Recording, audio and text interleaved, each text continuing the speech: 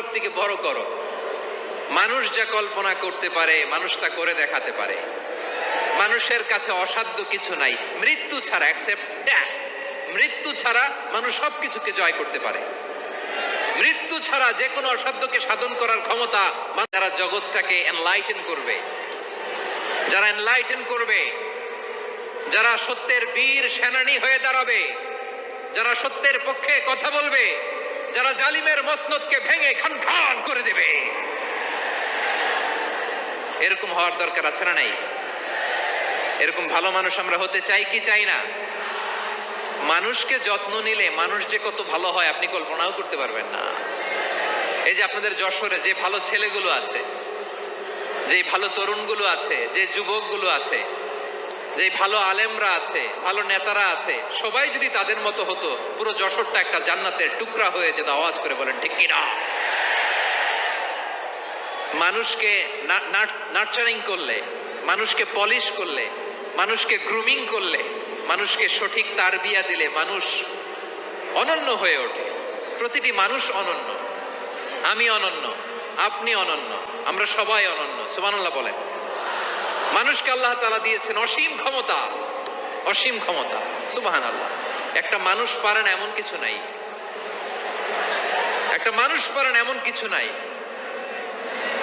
বিশ্বাস করতে হবে মানুষ যা কল্পনা করতে পারে ওইটা মানুষ করে দেখাতে পারে।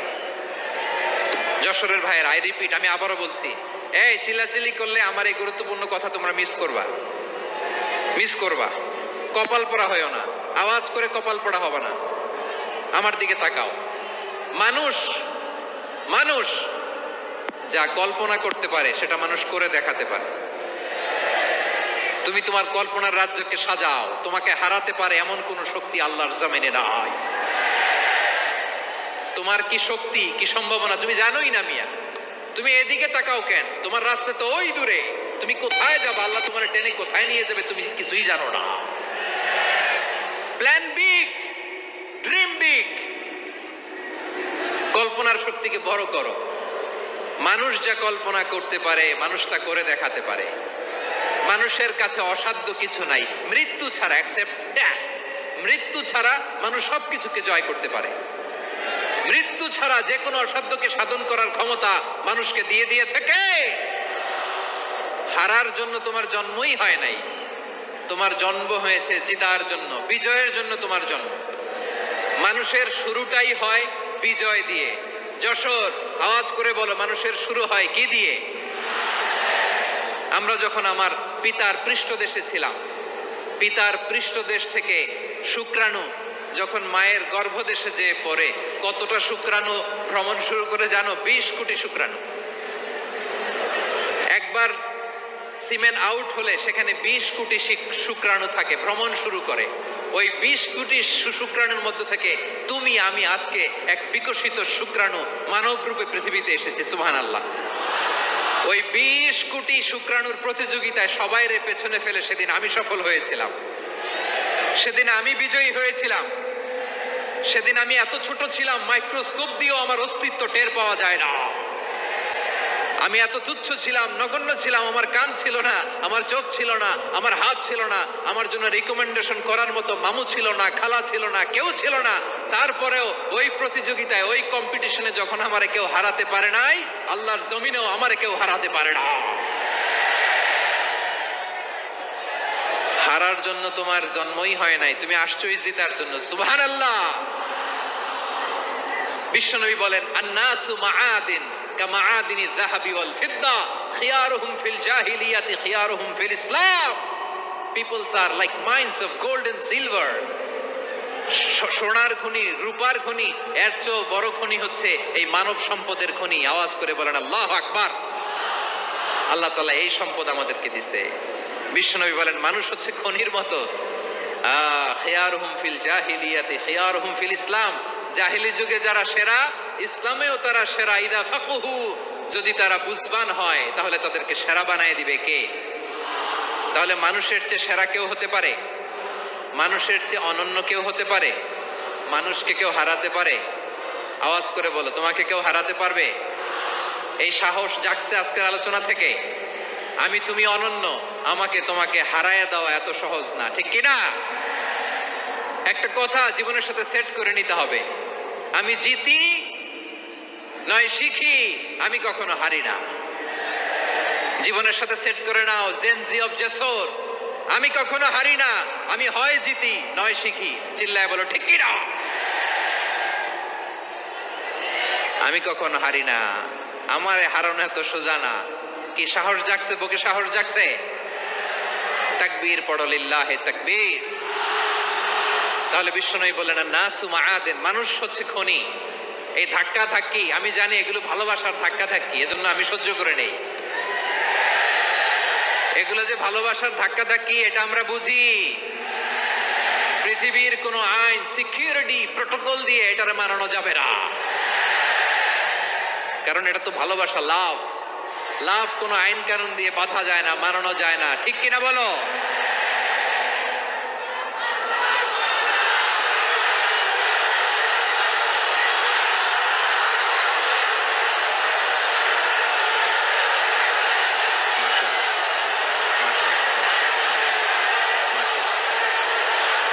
ঠিক আছে, বসুন বসুন বসুন।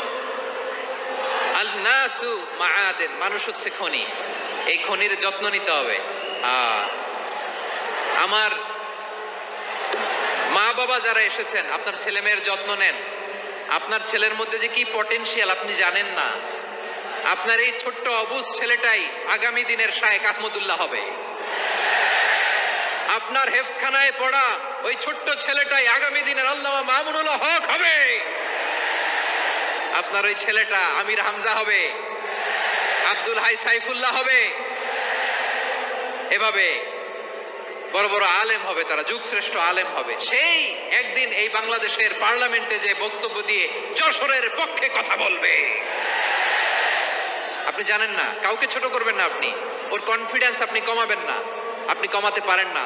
প্যান্ডেলে আমার যে মা বোনেরা আছেন, ছেলে মেয়েদেরকে কখনো ছোট করে কথা বলবেন না। ও যে কোথায় যাবে আপনি জানেন না, আপনি মা হয়ে তাকে সাহস দিবেন, তার কল্পনার জগৎটাকে সাজাতে তাকে উৎসাহিত করবেন, ঠিক কিনা বলেন? আর আমার প্যান্ডেলের আমার প্রিয় শ্রদ্ধাশীলা মায়েরা বোনেরা, আপনারা তো আরো দামি সম্পদ। বিশ্বনবী বলেন আর দুনিয়া কুল্লু হামাচা।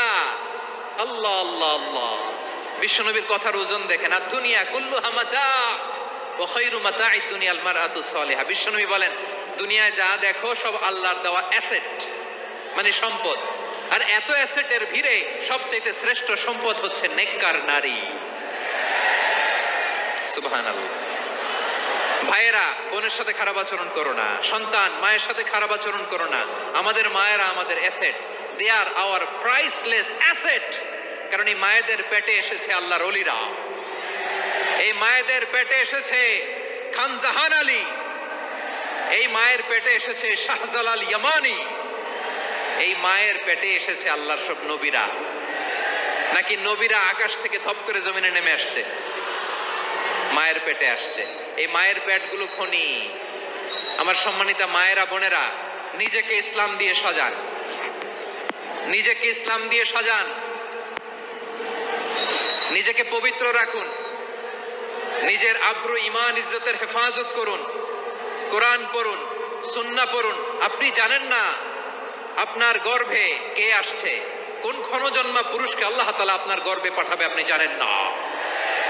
মায়েরা নিজেদেরকে পবিত্র রাখুন, ইসলাম চর্চা করুন, কোরআন চর্চা করুন, নৈতিকতা দিয়ে নিজেকে সাজান। যশোরের জেনজি, নিজেদেরকে প্রস্তুত রাখো আগামীর বাংলাদেশের জন্য।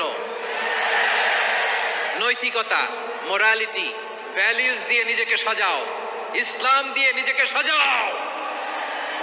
কারণ আগামীর বাংলাদেশ ইসলামের বাংলাদেশ। বাংলাদেশের আসল পরিচয় ইসলাম। বাংলাদেশের আসল পরিচয় কি?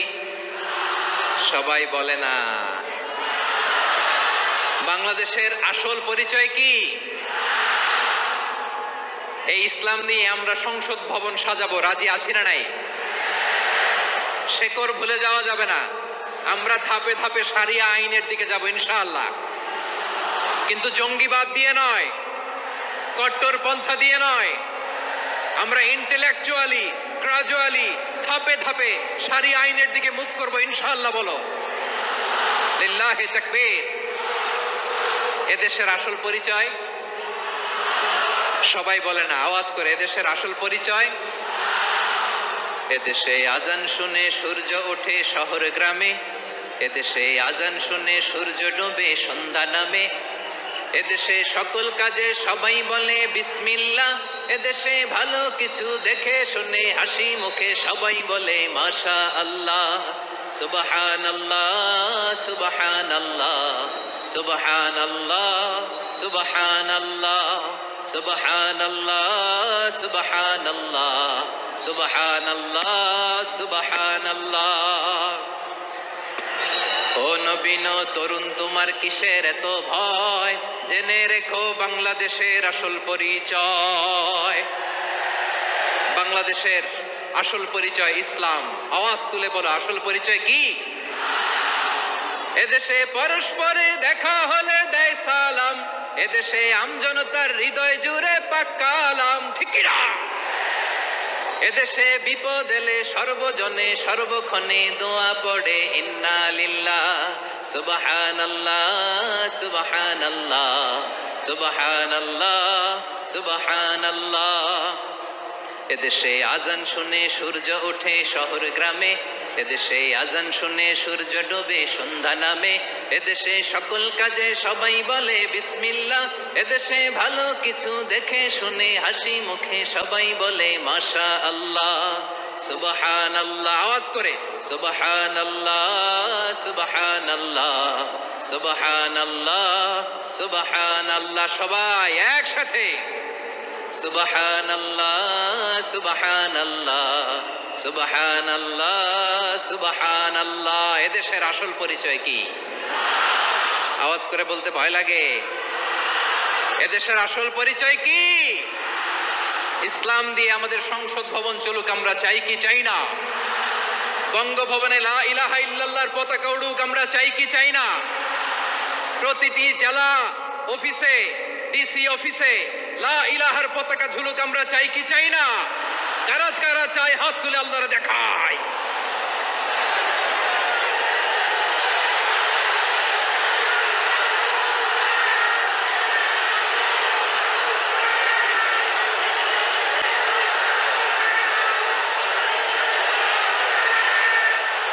মাশাআল্লাহ মাশাআল্লাহ মাশাআল্লাহ মাশাআল্লাহ। যশোর, আওয়াজ করে বলো, ভালো মানুষ না খারাপ মানুষ? বুঝে বলছো তো?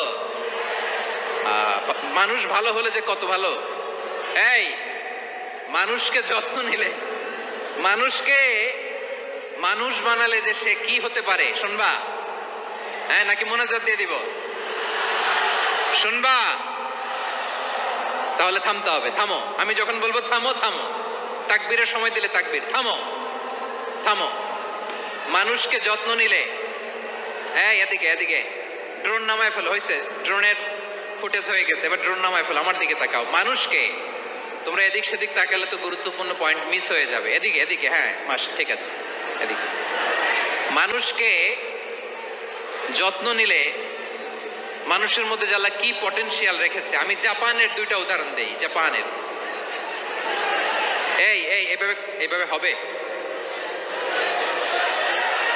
হয় বসো নয় পেছনে, কথা নাই, কথা তো বলাই যাবে না, হারাম কথা বলা। আজকে একেবারে চুপ, আজকের জন্য হারাম করে দিছে আমি, এই কিছু সময়ের জন্য একেবারে নিষিদ্ধ।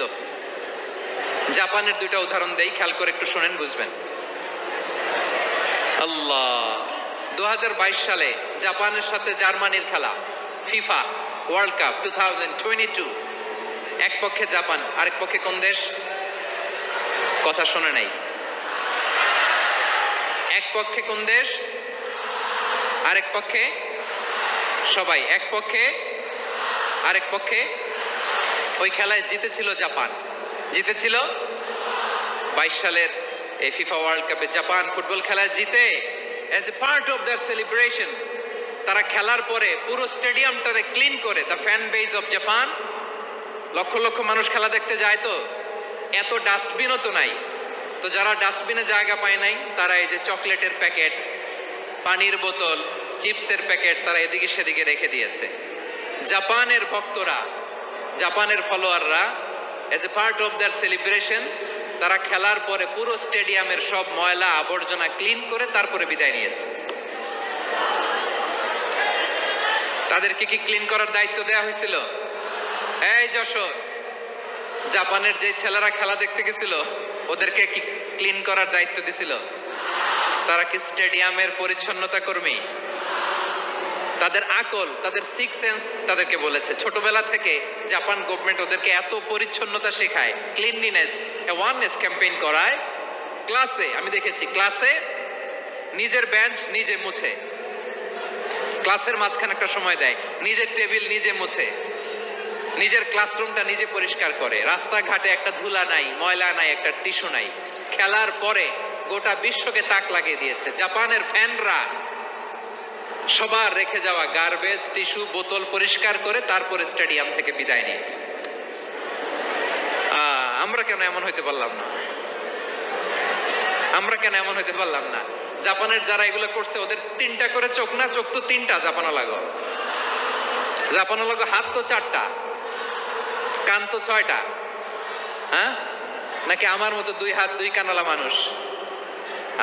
চোখে দেখলে ওটা মানুষ না। চিন্তা করছেন? তার মানে জাপানিজদেরকে যে গ্রুমিং করে শিখানোর মাধ্যমে পরিচ্ছন্ন বানানো গেছে, ওরা যেমনি মানুষ আমরাও মানুষ। আমাদের সন্তানদেরকে শেখালে তারাও পারবে, পারবে কিনা? 2 নম্বর উদাহরণ বলি। চট্টগ্রাম ফেনীতে যারা গিয়েছেন, মেঘনা গুমতি ব্রিজ প্রকল্প নাম শুনছেন? মেঘনা একটা ব্রিজ পার হওয়া লাগে। এই মেঘনা গুমতি, এখানে 3টা ব্রিজ কাঁচপুর সহ, এই 3টা ব্রিজের নির্মাণ কাজ, রেনোভেশনের কাজ দেয়া হয়েছিল জাপানের একটা কোম্পানিকে। কাকে?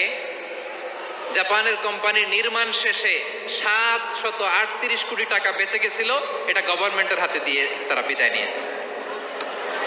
কত টাকা? 738 কোটি টাকা। যত প্রাক্কলিত ব্যয় নির্ধারণ করা হয়েছে সব টাকা সরকার, তৎকালীন সরকার 2019-এর সরকার, কারা ছিল তো জানেন? এই 2019-এর সরকার তাদেরকে দিয়েছে। তারা রিনোভেশন নির্মাণ শেষে 738 কোটি টাকা অতিরিক্ত বেঁচে গেছিল, এটা আবার গভর্নমেন্টের হাতে বুঝাই দিয়ে তারা বিদায় নিচ্ছে। আমরা কেন এমন হইতে পারলাম না? জাপানের ওরাও মানুষ, আমরাও মানুষ, তার মানে মানুষে মানুষে পার্থক্য আছে না নাই?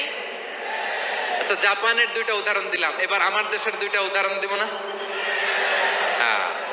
বাংলাদেশের 2টা উদাহরণ দিই। 1 নম্বর উদাহরণ, গত সপ্তাহে আপনারা জানেন কক্সবাজার আমার একটা প্রোগ্রাম ছিল, তো হেলিকপ্টারে গিয়েছিলাম। ফেনী জেলা যখন পার হচ্ছি আমি দেখলাম 3টা উইন্ডমিল। উইন্ডমিল চিনেন তো? বিশাল পিলার, 3টা 4টা পাখা থাকে। বায়ু বিদ্যুৎ কেন্দ্র, বাংলাদেশের প্রথম বায়ু বিদ্যুৎ কেন্দ্র এটা। মুহুরী প্রজেক্ট বলে এটার, সম্ভবত মুহুরী প্রজেক্ট। তো সাগরের বাতাসের ঝাপটায় এটা ঘুরে এনার্জি হয়, ইলেকট্রিসিটি উৎপাদন হয়। তো আমি পাইলটকে বললাম, ভাই এগুলো থেকে কেমন ইলেকট্রিসিটি উৎপাদন হয়? কয়, হুজুর একটু হয় না, কিছুই হয় না। কিছুই হয় না মানে? বলে, হুজুর বাংলাদেশে যত উইন্ডমিল আছে এটার পাখা একটাও ঘুরে না। আল্লাহ, বলেন কি? তাহলে এই যে কোটি কোটি টাকা ব্যয় করে যে উইন্ডমিল, কয় হুজুর ভিতরে ফিটফাট, উপরে ফিটফাট, ভিতরে সদরঘাট। তার মানে কোটি কোটি টাকা দিয়ে এই উইন্ডমিল বানায়, এখানে কিছু নাই। দুর্নীতির আড্ডাখানা, আখড়াখানা বাংলাদেশ, ঠিক কিনা বলেন? হায় রে, জাপানিজরাও মানুষ, আমরাও মানুষ। আমার এক নিকটাত্মীয় সরকারি চাকরিজীবী, উনি আমাকে বললেন, বাংলাদেশের আরেকটা উদাহরণ দেখি। উনি আমাকে বললেন যে প্রতি বছর আমাদের অফিসের ফার্নিচার চেঞ্জ করে। আমি বললাম, প্রতি বছর ফার্নিচার চেঞ্জ করে কেন? বলে যে ফার্নিচার নতুন পারচেজ করলেই তো এখানে টাকা, নতুন কিনতে পারলেই টাকা, নতুন উন্নয়নের সবক শোনাতে পারলেই টাকা। প্রথম আলোর রিপোর্ট, কি আলো? প্রথম আলোর রিপোর্ট, গত 15 বছরে উন্নয়নের নামে লুটপাট হয়েছে প্রায় 3.25 লাখ কোটি টাকা। কার রিপোর্ট? আমাদের বানানো কথা। প্রথম আলোর রিপোর্ট। গত 15 বছরে কারা ছিল জানেন তো? হ্যাঁ, শুধু ওনাদেরকেই দোষ দিয়ে লাভ নাই। স্বাধীনতার পর থেকে শুধু শাসকের হাত বদল হয়েছে, আমরা কিছু পাই নাই, ঠিক কিনা বলেন? শুধু ওনাদের দোষ দিয়ে কি লাভ? একদল খাইছে, আরেক দল খাওয়ার জন্য রেডি হয়ে আছে। আমরা এরকম চাই না, জনগণকে ফুটপাতে বসাই দিস। প্রিয় ভাইয়েরা, তাহলে জাপানের মানুষও মানুষ, আমরাও মানুষ। সিদ্ধান্ত আপনার, কোন মানুষ হবেন, ভালো মানুষ না খারাপ মানুষ? আজকের আলোচনার বিষয় হচ্ছে মানব সম্পদের উন্নয়ন, human resource development. It's a process to increase the capacity of knowledge, skill, capacity of the people of a country. একটা দেশের মানুষের জ্ঞান, তাদের দক্ষতা কি করে বাড়ানো যায়, বাড়িয়ে দেশের উন্নয়ন করানো যায়, এটাই হচ্ছে মানব সম্পদ উন্নয়নের মূল কথা। তাহলে মানব সম্পদ হচ্ছে একটা দেশের সবচাইতে শক্তিশালী পুঁজি। প্রাকৃতিক সম্পদ, খনিজ সম্পদের চেয়েও দামি হচ্ছে মানব সম্পদ। আমার প্রিয় যশোর, প্রাকৃতিক সম্পদ, খনিজ সম্পদের চেয়ে দামি সম্পদ কি সম্পদ? আল্লাহ তাআলা দয়া করে আমাদেরকে এই মানব সম্পদ দিয়েছেন। আসুন আমাদের এই মানুষগুলোকে আমরা সোনার মানুষ বানাই। রাজি আছেন তো সবাই? রাজি আছেন? মানুষ পারে না এমন কোনো কিছু নাই, চাইলে সব পারে। এজন্য মানুষকে তারবিয়া দিতে হবে, যথাযথভাবে তাদেরকে গড়তে হবে। আসুন আমরা সিরাতের আয়নায় বিশ্বনবীর জীবনী থেকে দেখি তিনি কিভাবে হিউম্যান রিসোর্সকে ম্যানেজ করতেন। যদি আপনাদের সময় হয়, দু একটা উদাহরণ দিয়ে আজকে আমি আমার আলোচনার বিদায় নিব। হবে সময় হবে কয়েক মিনিট? হ্যাঁ, শান্ত থাকবেন তো? শান্ত থাকবা? হ্যাঁ, ঠিক আছে। এই ধাক্কার মধ্যে ঢুকছে, এবার মজা বুঝতেছো তো? হ্যাঁ, মানা করছিলাম না? ঠিক আছে, টের পাও। হ্যাঁ, ঠিক আছে। যে আওয়াজ করবে আমি ওকে দেখতেছি, কে কে আওয়াজ করে দেখতেছি। শেষ কথা, শেষের দিকে চলে আসছি। বিষ্ণু ইসলাম কিভাবে হিউম্যান রিসোর্সকে ম্যানেজ করতেন, মজার কথা আছে কয়েকটা, বলে বিদায় নিব। বিশ্বনবী কিভাবে এই মানব সম্পদকে ম্যানেজ করতেন? বিশ্বনবী he was a very good talent hunter, চৌকস ট্যালেন্ট হান্টার ছিল। কার মধ্যে কি ট্যালেন্ট আছে দেখলেই বুঝে ফেলতেন। সুবহানাল্লাহ পড়বেন না? কি নবী আমরা পেয়েছি! He was a very good talent hunter. আমার নবী তিনি চৌকস ট্যালেন্ট হান্টার ছিলেন। কার মধ্যে কি প্রতিভা বের করতেন, ওই প্রতিভাকে ইসলামের কল্যাণে কাজে লাগাতেন। সুবহানাল্লাহ বলেন। যাকে যেই জায়গায় সেট করলে ভালো হবে তাকে ওই জায়গায় সেট করতেন। কয়েকজন সাহাবীর জীবনী শোনাই। আবু মাহজুরা রাদিয়াল্লাহু তাআলা আনহু, মক্কার মুয়াজ্জিন, আগে ছিল মুশরিক, পরে হয়েছে মুমিন। উনি কিভাবে মুমিন হইলেন এই ঘটনাটা একটু আপনাদের শোনাতে চাই। তা আপনাদের তো সময় নাই হাতে। হ্যাঁ, সময় আছে? এই জেনজি শেষ করে দিল আজকের প্রোগ্রামটা। 1 ঘন্টা ধাক্কা ধাক্কি করে কেমনে দাঁড়ায় আছে আমি বুঝলাম না।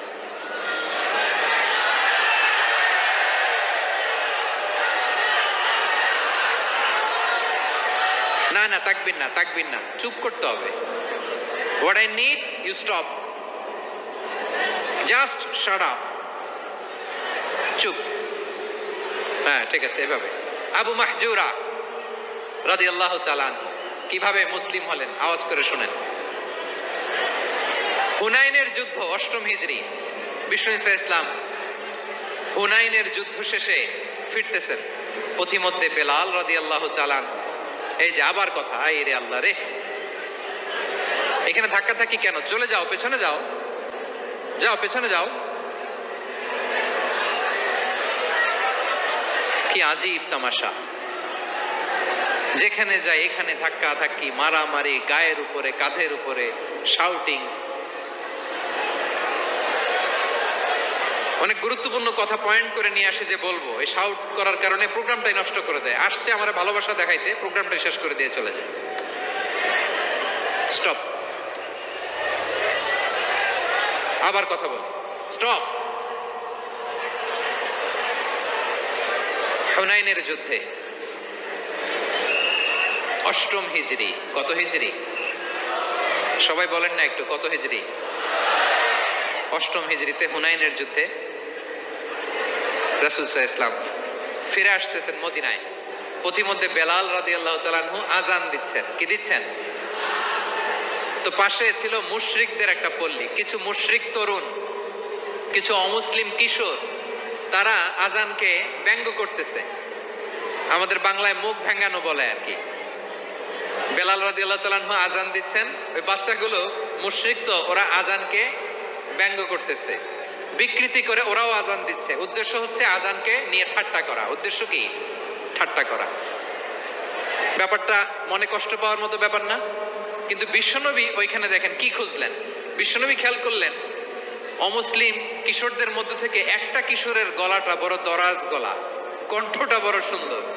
খেয়াল করে দেখলেন যে কিছু কিশোর বেলালের আজানকে ব্যঙ্গ করে, বিকৃতি করে, কিন্তু একজনের কণ্ঠ দেখতে পাচ্ছেন না এত দূরে, কিন্তু কণ্ঠটা বড় সুন্দর, দরাজ গলা। বিশ্বনবী সাহাবীদেরকে বললেন, ধরো এগুলারে, ধরো। সবগুলারে ধরে বিশ্বনবীর সামনে আনা হলো। ওরা হাঁটু গেড়ে বসলো। বিশ্বনবী বললেন, তোমাদের মধ্যে কে যেন ব্যঙ্গ করে আজান দিচ্ছিল, তার গলাটা বড় উঁচু, গলার বেসটা বড় মজবুত, মেলোডিয়াস, সুমধুর কণ্ঠ, কে? আবু মাহজুরা বলে, আমার বন্ধুরা সবাই আমার দিকে আঙ্গুল দেখায়, আমি পড়ে গেছি বিপদে। রাসূল সাল্লাল্লাহু আলাইহি ওয়াসাল্লাম বাকি অমুসলিম তরুণদেরকে ছেড়ে দিলেন, বললেন তোমরা যাও। এবার আবু মাহজুরারে পাইছে। আবু মাহজুরার চুলের মধ্যে হাত দিলেন বিশ্বনবী, মাথায় হাত দিয়ে বললেন, এবার আজান দাও দেখি। আবু মাহজুরা বলে, আমি তো আজান দিতে জানি না, কারণ আমি তো বেলালেরটা শুইনা দিছি, আমার তো মুখস্থ নাই, আমি তো আজান দিতে জানি না। বিশ্বনবী বললেন, জানো না? তাহলে আসো আমি তোমারে শিখাই দেই। সুবহানাল্লাহ পড়েন। আবু মাহজুরা হাঁটু গেড়ে বসে, বিশ্বনবীর মোবারক হাত আবু মাহজুরার চুলের মধ্যে। বিশ্বনবী আজানের মুআল্লিম আবু মাহজুরাকে বলতেছে, ঠিক আছে তোমারে শিখাই দিচ্ছি, আমি যা যা বলবো আমার সাথে সাথে বলো, পারবা? আবু মাহজুরা বলে, পারবো। বিশ্বনবী আজান দিচ্ছেন, মাথায় হাত দিয়ে আল্লাহু আকবার, আল্লাহু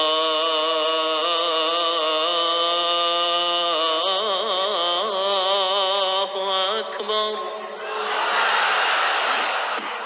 আবু মাহজুরা এই বাক্যটা পড়লেন। বিশ্বনবী দ্বিতীয় বাক্য পড়তে আরম্ভ করলেন, আল্লাহু আকবার,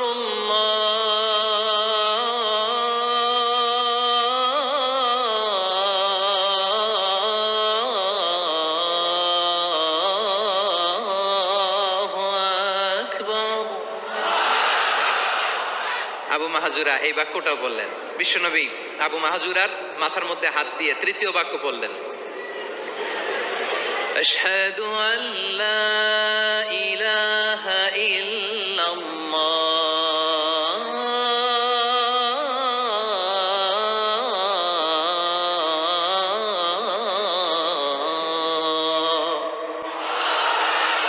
আবু মাহজুরা তৃতীয় বাক্য পড়লেন। বিশ্বনবী একটা বাক্য পরে আবু মাহজুরা পরে, বিশ্বনবী পরে আবু মাহজুরা পরে। আবু মাহজুরা কিন্তু অমুসলিম, মুশরিক। আবু মাহজুরা বলে, এক একটা বাক্য পড়ি আমার কলিজাটা গলে ঠান্ডা হয়ে যায়। এতদিন মোহাম্মদকে গালি দিতাম, এখন মোহাম্মদ আমার মাথায় যখন হাত রাখছে আমার সারা শরীর ঠান্ডা হয়ে গেছে। বিশ্বনবী আজান শিখাচ্ছেন, একটা একটা বাক্য পড়ে আবু মাহজুরাও পড়ে, বিশ্বনবী পড়ে আবু মাহজুরাও পড়ে। পুরো বাক্যগুলো যখন শেষ, আজান শেষ, আবু মাহজুরাও যখন পুরো আজান পড়লেন, আবু মাহজুরা বললেন, এতদিন মোহাম্মদের চেহারা দেখলে আমার ঘৃণা লাগতো, আজ থেকে মোহাম্মদের চেহারার চেয়ে প্রিয় চেহারা আমার কাছে নাই। আবু মাহজুরা বললেন, ও মুহাম্মদ, আজানের বাক্য তো আপনি আমারে শেখালেন, এখানেই শেষ করবেন না, আপনি আমারে পড়ায় দেন, লা ইলাহা ইল্লাল্লাহু মুহাম্মাদুর রাসূলুল্লাহ সাল্লাল্লাহু আলাইহি ওয়াসাল্লাম। বিশ্বনবীর সাথে দাঁড়িয়ে উনি শাহাদা পড়ে মুসলমান হয়ে গেলেন। এবার আবু মাহজুরা বলে, ইয়া রাসূলুল্লাহ, ইয়া হাবিবাল্লাহ, আমি মুমিন হয়েছি, মুসলমান হয়েছি, আপনার কাছ থেকে আজান শিখার সৌভাগ্য আমি লাভ করেছি গো নবী। আমার কণ্ঠের বড় তারিফ করেছেন আপনি, আমার আজানকে আপনি পছন্দ করেছেন। একটা জিনিস আপনার কাছে চাই, আপনি আমাকে মক্কার মসজিদুল হারামের মুয়াজ্জিন হিসেবে অ্যাপয়েন্ট করে দেন। বিষ্ণু ঈসা ইসলাম বললেন, যাও আবু মাহজুরা, আমি তোমাকে পৃথিবীর শ্রেষ্ঠতম মসজিদ মক্কার মসজিদুল হারামের মুয়াজ্জিন হিসেবে অ্যাপয়েন্ট করে দিলাম। দেখছেন কিভাবে ট্যালেন্ট হান্টিং করতে হয়, কিভাবে হিউম্যান রিসোর্স, মানব সম্পদকে ব্যবহার করতে হয়। আসছিল আজানকে ভেঙাইতে, আসছিল কেন? আজানকে ব্যঙ্গ করার জন্য, বিকৃত করার জন্য। আজানকে বিকৃত করতে যে ইসলামের সবচেয়ে শ্রেষ্ঠ মসজিদের মুয়াজ্জিন হয়ে গেল। পড়েন সুবহানাল্লাহ। হযরত আবু মাহজুরা রাদিয়াল্লাহু তাআলা আনহু ওনার এই সুললিত কণ্ঠ ব্যবহার করে মসজিদুল হারামে এত সুন্দর করে আল্লাহু আকবার বলে আজান দিতেন, মানুষগুলোর, মুসল্লিগুলোর, মক্কাবাসীর হৃদয়কে তিনি বিগলিত করে দিতেন, মানুষের হৃদয়কে ঠান্ডা হয়ে যেত। শুধু এখানেই শেষ না আমার যশোরের ভাইয়েরা, বিশ্বনবী যখন সাইয়েদনা আবু মাহজুরা রাদিয়াল্লাহু তাআলা আনহুকে আজান শিখাচ্ছিলেন, বলেন তো বিশ্বনবীর হাতটা কোথায় ছিল? আবু মাহজুরার মাথার সামনে, এই চুলের উপরে ছিল। আবু মাহজুরা ওই স্মৃতিটাকে ধারণ করবার জন্য, ওই স্মৃতিকে বহন করার জন্য বিশ্বনবীর মোবারক হাত আবু মাহজুরার কপালের চুলের যেই জায়গায় লেগেছে, মৃত্যুর আগের দিন পর্যন্ত আবু মাহজুরা মাথার ওই চুলে কোনোদিন ছুরি আর কামার লাগায় নাই, সেখানে কেচি লাগায় নাই, চুলের মধ্যে খুর লাগায় নাই। আবু মাহজুরা ডান দিকের চুল কাটতো, বাম দিকের চুল কাটতো, পেছনের চুল কাটতো, সামনের চুল কাটতো না। আবু মাহজুরা রাদিয়াল্লাহু তাআলা আনহুর সামনের চুলগুলো বড় হতে হতে যখন এত বড় হয়ে যায়, তিনি চুলগুলো পেঁচিয়ে মাথার মধ্যে রাখতেন, তারপরে তিনি পাগড়ি পরতেন। সবাই জিজ্ঞেস করতো, আবু মাহজুরা এটা আবার কেমন স্টাইল? দেখতে তোমারে কি বিদঘুটে লাগে? কেমন অড লাগে? কেমন খারাপ দেখা যায়? মক্কায় এমন কোন মানুষ তো দেখি নাই, ডানে চুল কাটে, বায়ে চুল কাটে, পেছনে চুল কাটে, সামনে কাটে না। ওরে আবু মাহজুরা, কেমন দেখা যায় তোমারে? তুমি সামনের চুল কাটো না কেন? আবু মাহজুরা বলে, আমি হাঁটু গেড়ে পেয়ারা নবীর সামনে বসেছিলাম, আমার এই মাথার চুলের মধ্যে মুবারক হাত লাগিয়ে বিশ্বনবী নিজে আমাকে আজানের প্রতিটা বাক্য শিক্ষা দিয়েছেন। বিশ্বনবীর মোবারক হাত, পবিত্র হাত আমার মাথার চুলের যেই জায়গায় লেগেছে, আমি চাই ওই চুলগুলা নিয়ে আমি আমার কবরের ভিতরে যাব। সাইয়েদনা আবু মাহজুরা রাদিয়াল্লাহু তাআলা আনহু ইন্তেকালের আগের পর্যন্ত মাথার সামনের চুলগুলা কাটে নাই, মাথার সামনের চুল তিনি কাটেন নাই। সুবহানাল্লাহ বিহামদি। কেমন ভালোবাসতেন বিশ্বনবী সাহাবীদেরকে, সাহাবারা কেমন ভালোবাসতেন বিশ্বনবীকে। সামনের চুলগুলো বড় হতে হতে এত বড় ছিল, পেঁচিয়ে রেখে পাগড়ি পরতেন, কাটতেন না। নবীর হাত লেগেছিল, সুবহানাল্লাহ পড়েন। তাহলে what is the lesson? Moral of the story কি? মোরাল অফ দ্য স্টোরি হচ্ছে, আসছিল আজানকে ব্যঙ্গ করার জন্য, বিকৃত করার জন্য, হয়ে গেল মসজিদুল হারামের মুয়াজ্জিন। দেখেন বিশ্বনবী একটা খারাপ সিচুয়েশনের মধ্যে থেকে কি ভালো জিনিস বের করে আনলেন। আমি যে শুরুতে বলেছি কিভাবে তিনি হিউম্যান রিসোর্সকে ডেভেলপ করেছেন, ম্যানেজ করেছেন। তিনি যে চৌকস ট্যালেন্ট হান্টার ছিল, দেখেন সবার মধ্যে থেকে এরে বাছাই করে মুয়াজ্জিন বানাই দিয়েছেন। সুবহানাল্লাহ পড়েন। তার মানে এই না সবাইরে ধরে ধরে উনি মুয়াজ্জিন বানাইছেন। যার যেই ট্যালেন্ট আছে তাকে ওই কাজে অ্যাসাইন করেছেন। যার যেই প্রতিভা আছে তার প্রতিভাকে ইসলামের কাজে লাগিয়েছেন। সুবহানাল্লাহ পড়েন। যায়েদ বিন সাবিত রাদিয়াল্লাহু তাআলা আনহু নাম শুনেছেন? যশোর কথা বেরোয় না। যদি জিজ্ঞাসা সালমান খানের নাম শুনছেন, সবাই হাত তুলবে, জি হুজুর শুনছি, মানে সব দেখা শেষ। সালমান খান, আমির খান, অমুক খান, সব খান মুখস্থ, কিন্তু যায়েদ বিন সাবিতের নাম মুখস্থ নাই মুসলমানদের। যে সাহাবী মাথার সামনের চুল কাটে নাই, মসজিদুল হারামের মুয়াজ্জিন বানাইছেন বিশ্বনবী, সাহাবীর নাম কি? খায়া ফেলাইস, স্লোগানের সাথে খায়া ফেলাইস। আবু মাহজুরা, কি নাম? আবু মাহজুরা আল জুমাহি রাদিয়াল্লাহু তাআলা আনহু। এই নামটা আজকে নিয়ে যাইতে হবে যশোর। আবু মাহজুরা রাদিয়াল্লাহু তাআলা আনহু। দুই নম্বরে বলছিলাম যায়েদ বিন সাবিত রাদিয়াল্লাহু তাআলা আনহু। বিশ্বনবী দেখলেন মদিনার এই আনসারী সাহাবী হাইলি ট্যালেন্টেড, ইন্টেলেকচুয়াল, মেরিটোরিয়াস, জ্ঞানের প্রতি তার আকর্ষণ, মারাত্মক আকর্ষণ। বিশ্বনবী তাকে দায়িত্ব দিলেন, কোরআন যা নাজিল হয় তুমি লিখো, কাতিবুল ওয়াহি বানায় দিলেন। সুবহানাল্লাহ।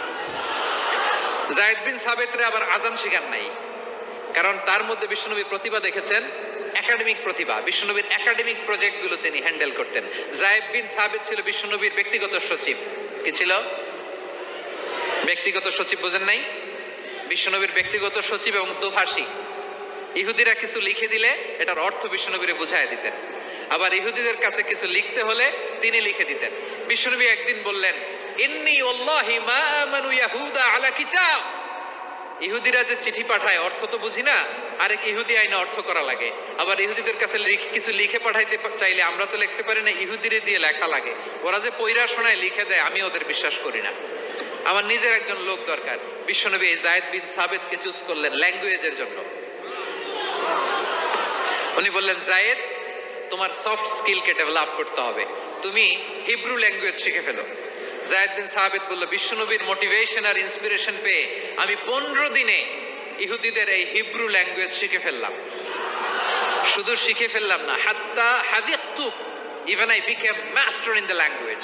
এই ভাষা আমি পারদর্শী হয়ে গেলাম। এরপরে ইহুদিরা চিঠি লিখে পাঠালে আর কোনো ইহুদি ডাকা লাগতো না, আমি নবীর এটার অর্থ শুনে পরে বুঝায় দিতাম। আবার ইহুদিদের কাছে চিঠি